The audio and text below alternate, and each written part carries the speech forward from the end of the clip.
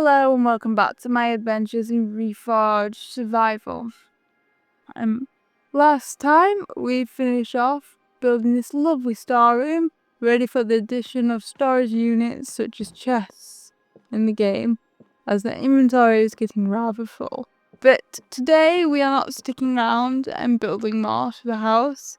We are going to go on an adventure where I take the time to explain new additions entitled Update 2.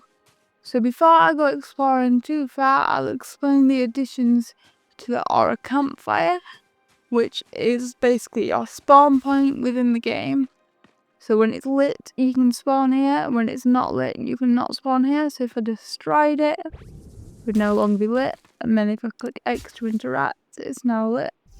And they have changed the fact that if you now have two campfires, it's easier to distinguish which one you're actually going to spawn at, rather than having them both lit and not knowing which direction you're going to end up in. A bit like using flue powder in Harry Potter, if you say the wrong words. Another major thing to this update is the fact that now you can scan blocks using the left on your D-pad, and this allows you to bring them straight to your hotbar. Whether that be marble, grass, or any other block you already have within your inventory in survival, or in the game in general in creative, which is a pretty cool addition and will definitely make things like building and looking at how many materials you need a lot quicker. Another important thing added to this update is the fact that when you open your inventory and are highlighting a block, it now spins to preview the item. This is also apparent within the crafting menu, which just makes the game look a bit more pleasing and allows you to preview an entire block.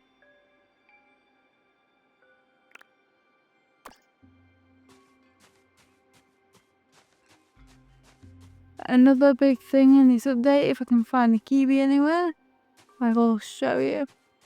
So as you probably already know, if you've watched anything on Reforj, you can scan any of the blocks using the right on your D-pad and it'll tell you a small description of that block. So like grass is a great food source for grazing creatures.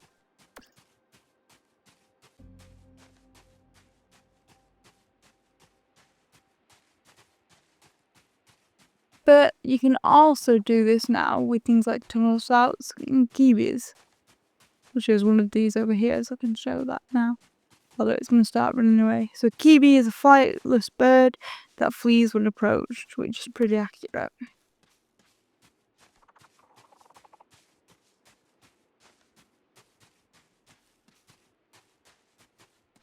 So I'm going to head off in this direction and begin exploring to see what else we can find.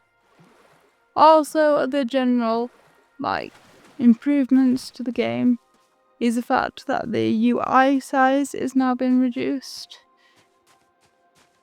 which is both a good and a bad thing. I hope eventually this will be turned into a slider rather than something with a fixed scale, but we will see what improvements 4J wants to make with that one. Decorative items no longer get replaced when placing the elements next to them, and mobs can no longer spawn in the same space, which means we're not going to end up with 1,000 tunnel scouts in the same location coming to attack you all at once, which is just a bit more useful than what we had before when they could all spawn in the same block. Also now, sprinting and swimming faster can be toggled on and off by pressing down the left stick, which is a lot easier and quicker to use.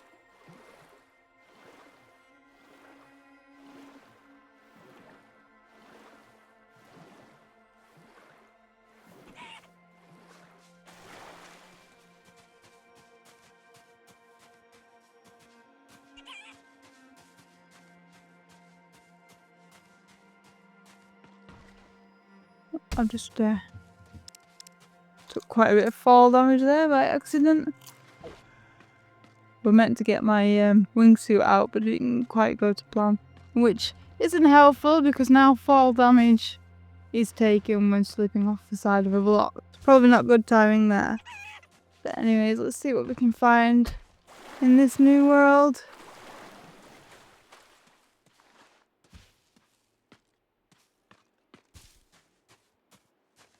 Can't see anything too new at the moment. Let's go for a bit of a swim. I love how many regals there are in the sky. I just wish you could interact with them a bit more. Because at the moment they're just kind of glorified piece of artwork. Talking about artwork, it'd be nice to have something like paintings in the game. Maybe even things you can interact with yourself, like a canvas. So it'd take you to this like pixel drawing menu. So you can make your own graphics. Which would be quite cool.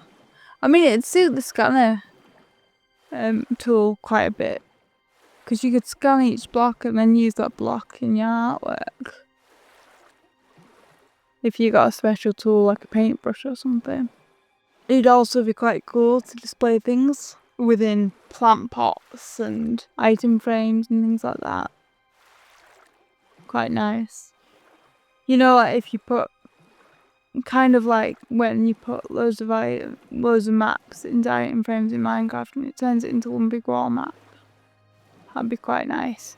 Because I know you have the mini map in the corner of the screen at the moment, which is brilliant. It reminds me a bit of Zelda, but it'd be nice to be able to display the map somewhere externally as well, as this would allow you to show cool imagery of your world.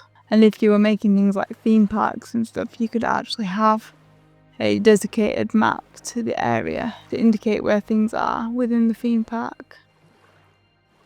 It'd be also quite cool to have the ability to do like theme park type things and mini games with different elements in the game. Whether this be able to add bouncy balls so you could do some kind of basketball game, or whether this be actual roller coasters you can build and make, spin upside down and do loop-de-loops and all sorts. That'd be quite cool. Because as I know, this game has a lot more physics than I suppose we're giving it credit for at the moment. Another thing that'd be quite useful within the game are things like fences and signposts, which will be very useful if farming mechanics are added into the game at any point, as this would allow you to keep animals separate without having the chunkiness of like half slab or something, and then make your builds a bit more intricate.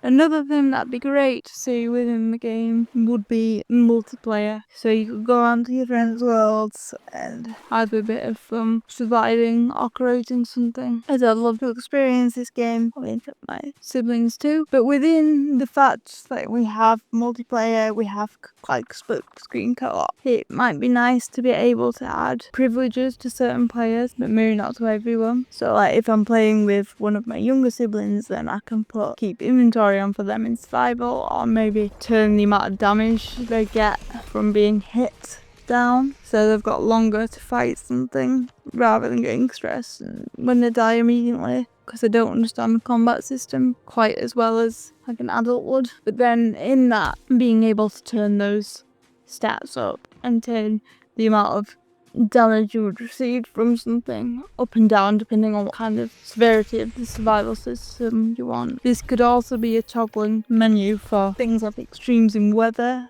and even in the length of days you could have that as something you can change if you wanted to experience more nights in a world in survival, so because nights are obviously harder to navigate, or if you want your survival mainly to be during the day, which is only really an issue at the moment seeing as we've not got any sleeping systems. But I'm sure that'll be resolved eventually, which gives the player the ability to skip the night.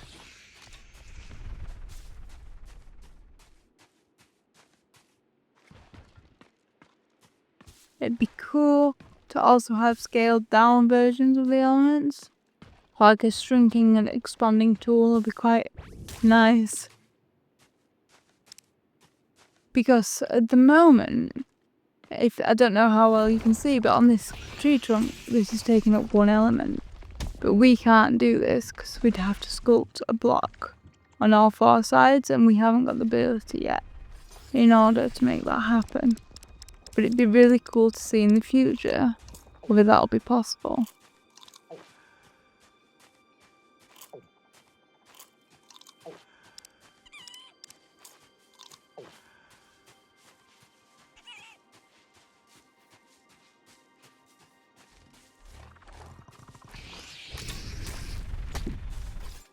It'd also be great within our respawning campfires to have a teleportation system. So if you have multiple, you could teleport between them. So you can find your way home quicker without actually having to die and lose all your stuff to get there. Let's get this guy because he seems to be rather annoying. At least I dealt with him quickly. I might need to gather some more meat from my friends, unfortunately, as well. But we've got quite the cluster of tunnel scouts there. Might just want to avoid them slightly. I wonder what else we can find around here. Shall we go to the top of this cliff edge thing? Up here.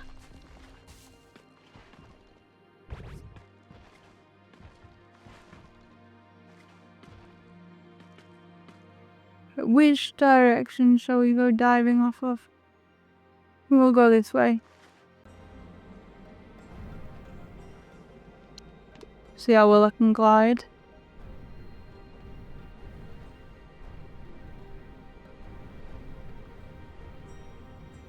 We're actually gliding quite far, we didn't do too bad there.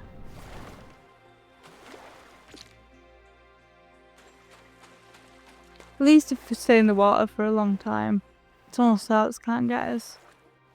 As all the animals at the moment kind of have a bit of an issue with water as an element. I know key bees die instantly when touching them, I'm assuming tunnel scouts the same. Which is useful for us because there's no threats in the water yet, but I'm assuming it won't stay that way forever. It'd be nice to have some kind of fishing rod or something so you could catch your dinner or some, maybe not fish, but some kind of equivalent.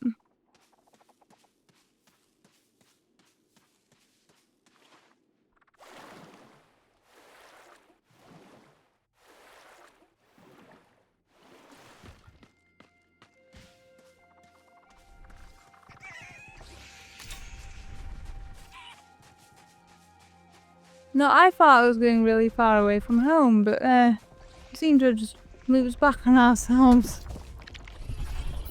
Uh-oh. Well, that was silly of me. Let's go this way instead.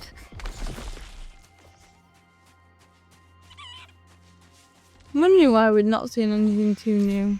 Not surprising I managed to loop myself back round. Right, let's go this way instead. Might find a tunnel to go explore into.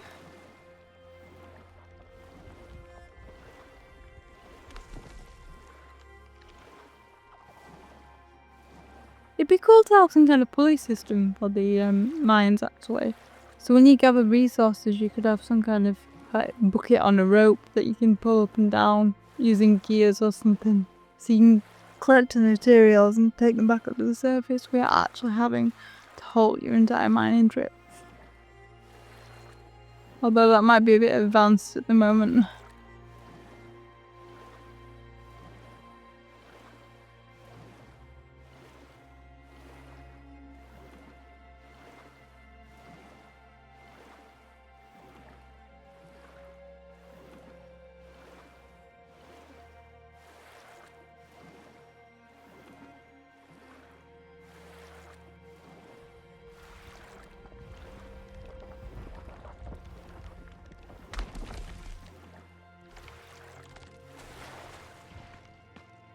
Right, let's go in here and see what we can find.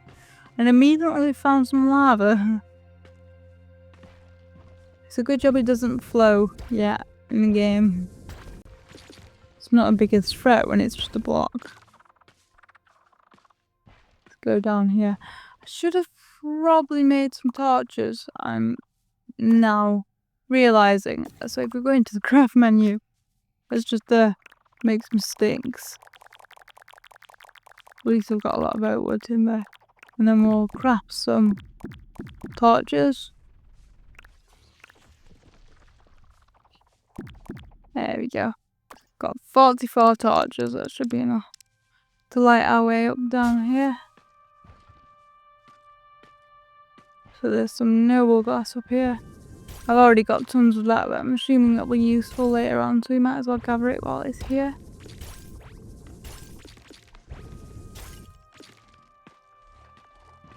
And then we'll go through this little gap. Which is making my character shake a bit, but oh well.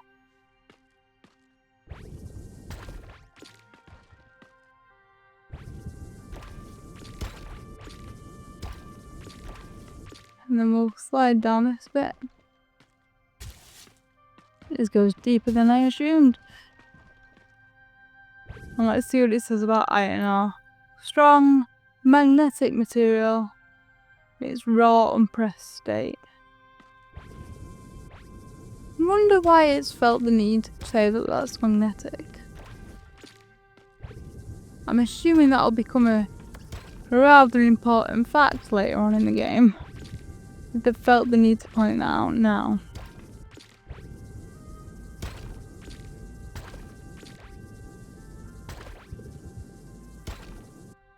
I wonder whether you'll be able to make machinery with magnetic properties.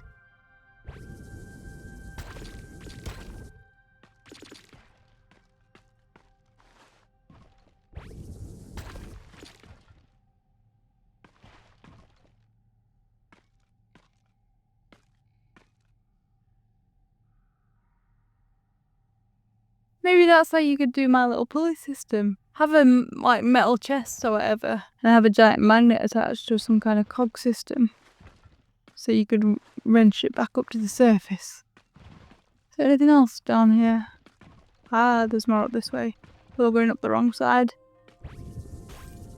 What does it say about noble glass then, if it's going to give up secrets? So, quartz-like material essential for containing and storing aura. Oh well, we already knew that about noble glass, so no secrets there. We should scan more objects, because it's going to give us some hints at what's coming later. Is there anything in this little gap here? Let's just tunnel our way through slightly. Oh, I need to delete another block beside me, otherwise we're going to have a few issues.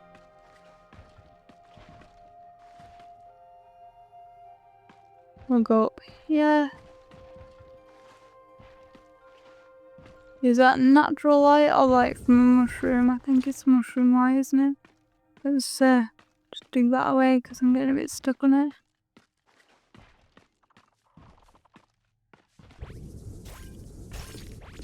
It's light from a mushroom. No, some more noble glass. Does it say anything about these mushrooms then? Let's see. So glowing subterranean fungi. Great for light, not so great for food. Certain mushrooms take away health when you consume them in this game. What about granite? Dense crystallized rock formed by heat and pressure.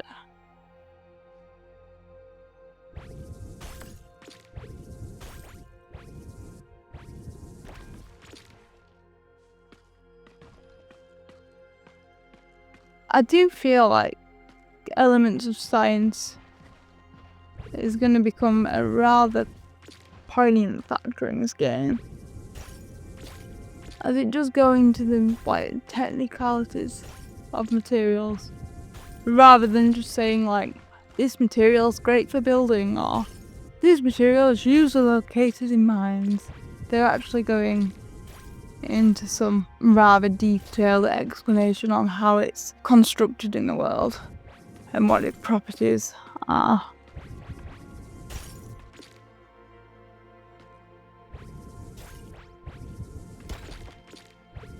There we go, gather some more noble glass. Should we go through here now?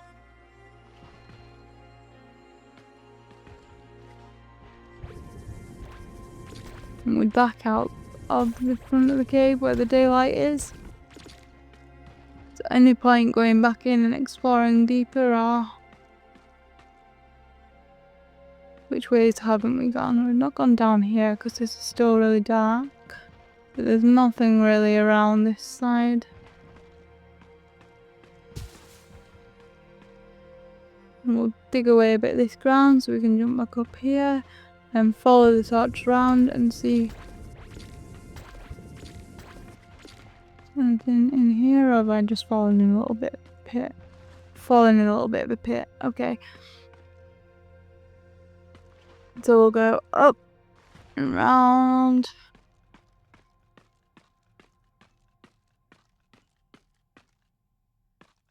I think I'm just going in circles here now. But we've seen our friend the QB again. Wonder why they spend so many times in these little holes. I've seen more of him in holes than I have seen him wandering on the surface.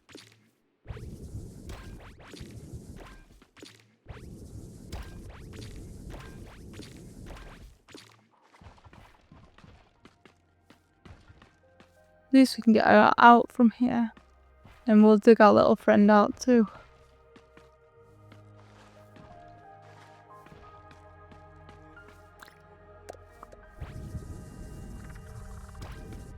There we go.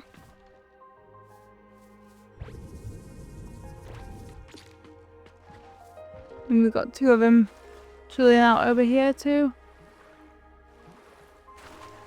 What else can we find? Let's climb this bit of a hill here and see what we can find at the top of it.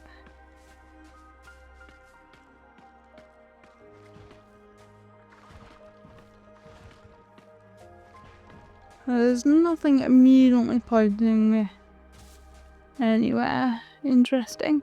Let's just keep walking and find any secrets out.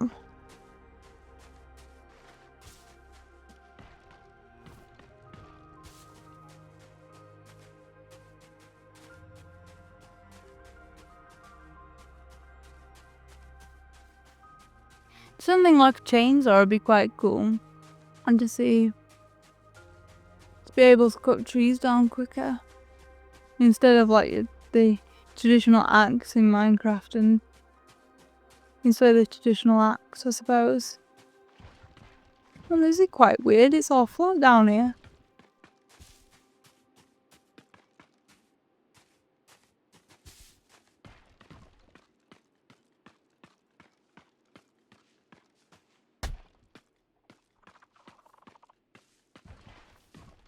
A strange formation.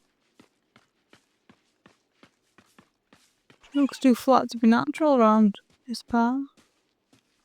Hope there's some more iron over here that might be useful to gather.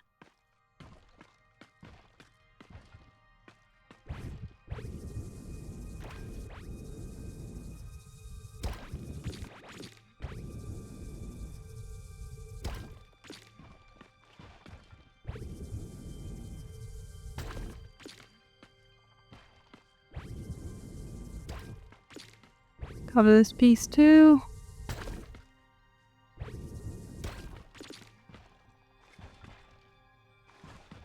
And this one.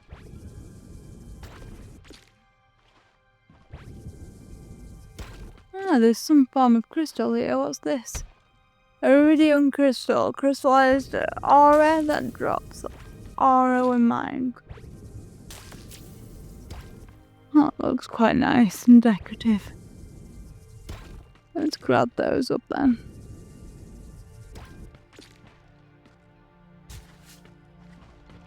I use aura quite a bit as a light source at the moment in my builds.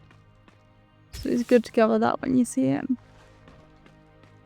It looks like we've gone deeper than the other cave because we're finding things we didn't in the other one in this one. Some more aura down here, so we'll just grab a few blocks from that. Need to turn my thing off so it starts gathering 3 at a time.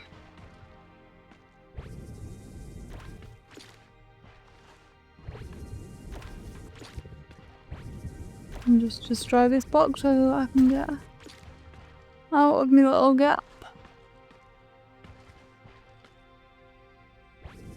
Or not, seems like I'm stuck again. There we go. Wonder what else is up round this way. I'm not really good at traversing places, am I?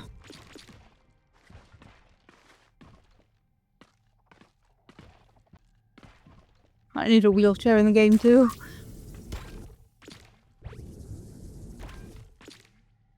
There we go, plunged myself into darkness. See, grab my torch back out my inventory because I've kind of gone for a wander.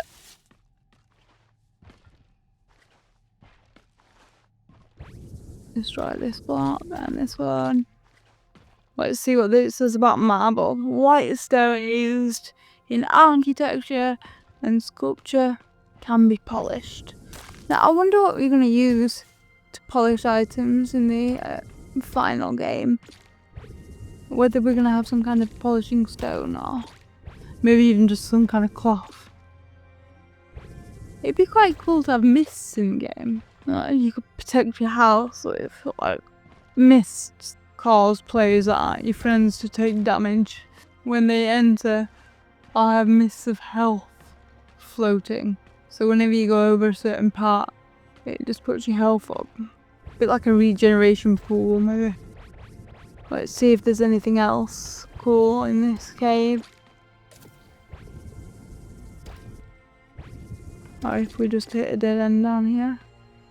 Well, on that note, I think it's a great time to end the episode here, as I make my way back out of this cave and back to the land. I'm not sure what we're going to be doing in the next episode in survival, probably just doing some more exploring and seeing what else we can find in this world while I decide what other buildings would be useful to add to my house. So in between episodes I'm going to continue gathering a few materials out of this mine, and I might either make my way back home or even find something cool, join back in then. But for now, thank you for joining me on today's adventures in Reforj. I hope you come along for the next one. Bye!